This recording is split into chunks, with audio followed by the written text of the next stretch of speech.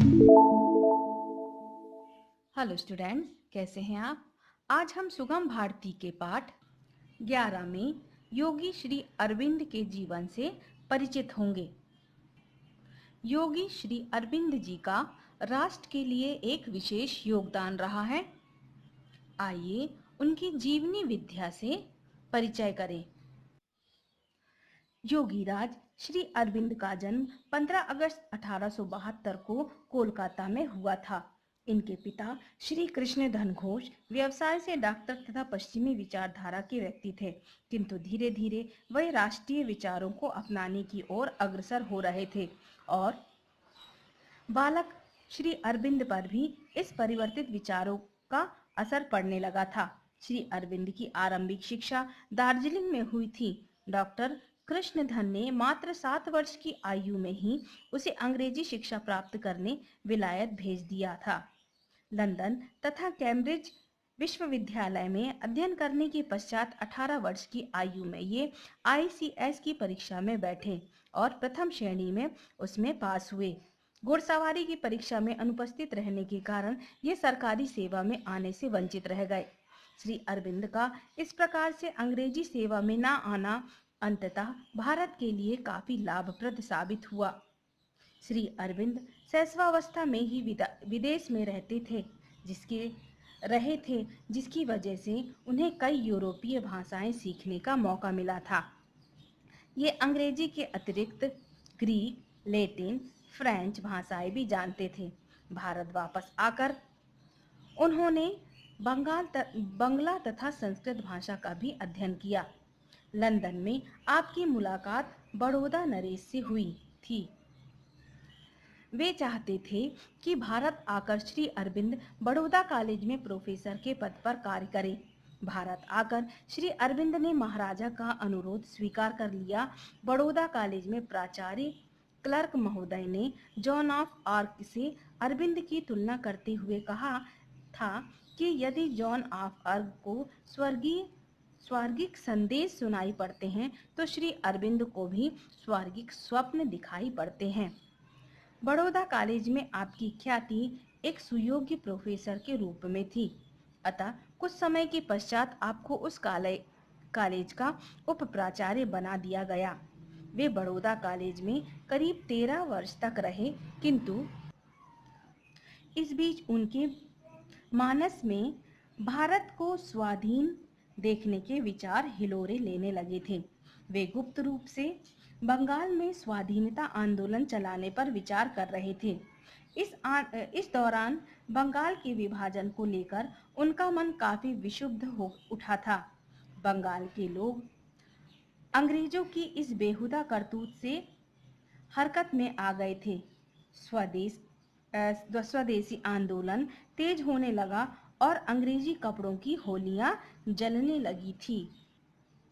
अंग्रेजों ने बंग भंग तथा स्वदेशी आंदोलन को कुचलने के लिए कई कदम उठाए। अनेक आंदोलनकारियों को बंदी बनाया गया तथा कई बेकसूरों को फांसी के फंदे में झुला दिया गया। श्री अरविंद नौकरी छोड़कर तिलक एवं बिपिन चंद्र पाल के साथ मिलकर काम करने लगे। उन्होंने युगांतर तथा वंदे मातरम अखबार भी निकाला तथा उनका संपादन बहुत योग्यता तथा तत्परता से करने लगे।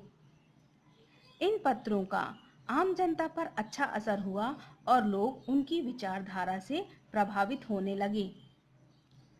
5 मई 1908 में अलीपुर बमकांड के आरोपी बनाया गया, जिनकी वजह से 1 वर्ष का कारावास हुआ।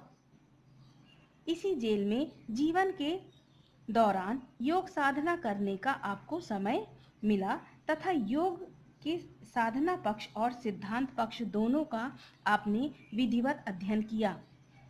6 मई 1909 को जेल से छूटने के बाद अंग्रेजी में कर्मयोगी और धर्म नामक 2 साप्ताहिक पत्र निकालना शुरू किया। यह योजना किन्हीं कारणों से आपको बंद करनी पड़ी, अतः अंग्रेज सरकार की आंख बचाकर आप आंतरिक आदेश से चंद्रनगर चले गए और उसके बाद 4 अप्रैल 1910 को पांडिचेरी पहुंचकर योग साधना में लग गए। अब आप राजनीति त्याग कर अपना पूरा समय योग साधना और आध्यात्मिक कार्यों में लगाने लगे। पांडिचेरी का श्री अरविंद आश्रम अंतर्राष्ट्रीय योग साधना केंद्र बन चुका है। इस संस्था का प्रबंध आपके जीवन काल में आपकी फ्रांसीसी शिष्या मीरा किया करती थी। अरविंद आश्रम प्रकृति की सुरम्य स्थलीय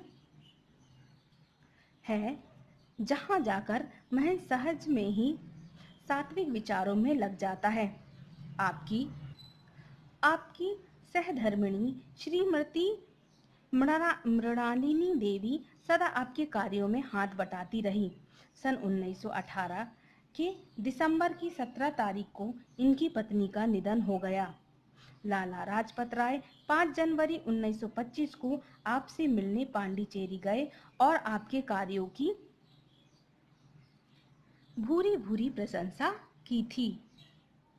29 मई 1928 को कविवर रविंद्रनाथ ठाकुर भी आपसे मिले थे और आपके आध्यात्मिक जीवन से बहुत प्रभावित हुए थे।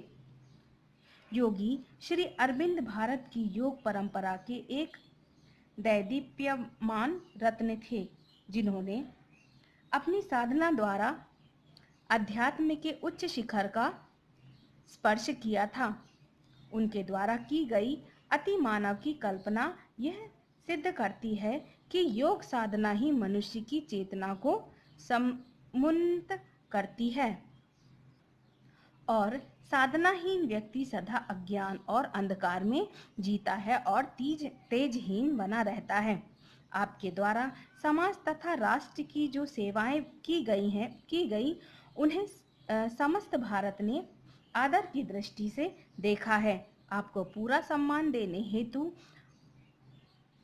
आंध्र विश्वविद्यालय ने 11 दिसंबर सन 1948 को राष्ट्रीय पुरस्कार देकर आपके प्रति आपार श्रद्धा व्यक्त की। 5 दिसंबर 1950 को आपने महासमाधि ले ली। स्टूडेंट्स, प्रस्तुत पाठ में लेखक ने महान योगी श्री अरविंद का आध्यात्मिक चेतना तथा राष्ट्र के प्रति योगदान को स्पष्ट किया है। स्टूडेंट्स, आज का आपका होमवर्क है, इस पाठ को पुनः पढ़ें। आज के लिए इतना ही। Okay students.